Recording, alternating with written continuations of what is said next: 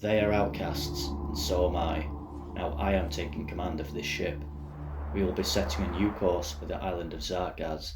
It was there that I met defeat and disgrace, there that my grand experiment failed because the inhabitants were too savage to know what to do with my gifts.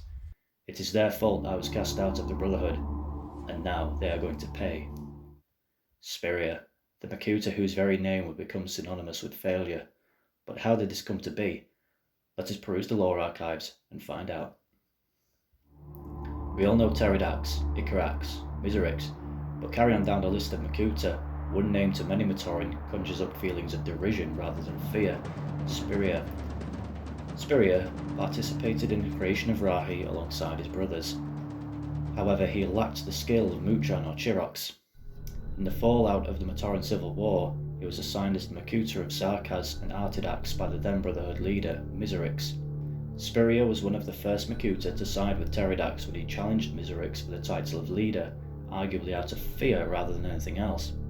When Krika took pity on Miserix and imprisoned him instead of killing him as per Artidax's orders, Spiriah kept his insubordination a secret from the Brotherhood's new leader. Spiriah was one of 3 Makuta, alongside Kojol and Tridax, to be given a team of the elite Toahaga. As he oversaw the island of Zakaz, Spiriah began to see potential in its Skakdi inhabitants for a powerful personal army, and set about tampering and experimenting with them. The Brotherhood of Makuta denied all knowledge of Spiriah's activities when word reached the Order of Matanui, classing him as a rogue agent. It is from this tampering that the Skakdi started to exhibit certain new powers, and by the Skakdi, who would later become the Paraka, would each tap into their elemental power in conjunction with one another. With this done, Spiriah left Zakaz, possibly to oversee his other assigned realm of Artidax. He stationed a few Rahi of Chirox's creation called Visorak to keep watch on its inhabitants. By the time Spiriah returned to Zakaz to inspect the results of his handiwork, the Visorak had been wiped out, and the entire island had erupted into civil war. Warlords such as Nektan carved out their own territories on Zakaz, and by the time of Artidax's takeover, the civil war was still raging. The Brotherhood chose not to recruit Skakdi into their armies, and the new leader Artidax put out a warrant for Spiriah's execution. Makuta Spiriah went into hiding, with his island of Zakaz being transferred over to Krika, and his team of Toahaga also being reassigned to other duties. Some of Spiriah's former team would presumably take part in Noric's rebellion and subsequent raid on Destral, however it is unknown what became of Spiriah's former bodyguards. Like the other Makuta, Spiriah underwent the evolutionary change from biomechanical being into a state of pure energy inhabiting armour. However, with him being outcast from the Brotherhood, Spiriah did not receive the modifications made by the 9 Ghosts, who had been tasked by his brethren to add more layers of protosteel to their armour now their bodies took up less space. After some time, Spiriah formed an alliance with fellow outcasts, the Zyglak. The Makuta offered that if they helped him wipe out the Matoran, he would make them the ruling species of the universe.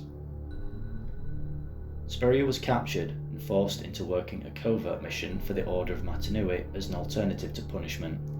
Led by Brutaka, Spiriah deduced that this mission was to free Makuta Miserix from Krika's realm of Artidax.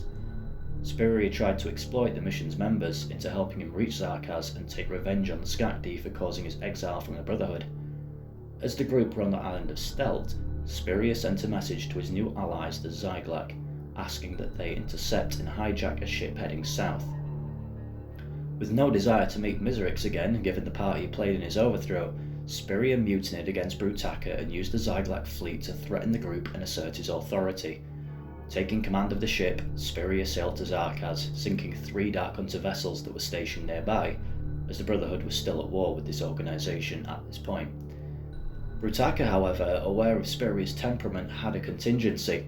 Through his secret operative Lariska, a directive was given to a fleet commanded by Elex species to attack the Zyglak fleet. In the following ambush, the Zyglak fleet was destroyed and Spiriah was confronted by Brutaka. Brutaka reasserted his authority, demonstrating that defying his orders was not an option. With Brutaka back in charge, the team travelled to the island of Tren Krom, where the group were given weapons. A Midax Sky Blaster was given to Spiriah. When Tren Krom attacked, Spiriah attempted to escape by shape-shifting into a winged form, but was struck down by the primordial being, only just being caught by Lariska. The team fled from Tren Krom, who had just killed Karapar, with Spiriah using his powers of magnetism to catch Brutaka when he was hurled by the creature. Spiriah and the rest of the team arrived on Artidax, where Spiriah began having doubts as they neared Miseric's holding place. Brutaka assuaged the Makuta's fears by telling him that if they succeeded in this mission, Spiriah could be the new leader of the Brotherhood. When the group were attacked by a swarm of insectoid flying Rahi, Brutaka ordered Spiriah use his powers over Rahi to command them to stop, but the Makuta demanded his freedom in exchange. Knocking Spiriah off the bridge so he was barely clinging on, Brutaka reminded the Makuta that he could send him somewhere extremely unpleasant with his Kanui Ormak if he so wished. Spiriah was forced to relent and decided to use his power, to no avail, as a stronger will, Miseric's, was in fact controlling the Rahi. As soon as the group entered the room, Miseric's demanded Spiriah come forward. He had been able to sense the presence of another Makuta as soon as they had set foot on Artidax. Spiriah unsuccessfully tried to convince Miseric's that he, as well as the other Makuta, had in fact wanted to free him, but had been unable to as Teridax had prohibited it. Miseric's absorbed Spiriah into his essence, using his shadow hand, and the outcast Makuta was no more. And that is the life of Makuta Spiriah. Hopefully you can see now how his name became a torrent slime for failure.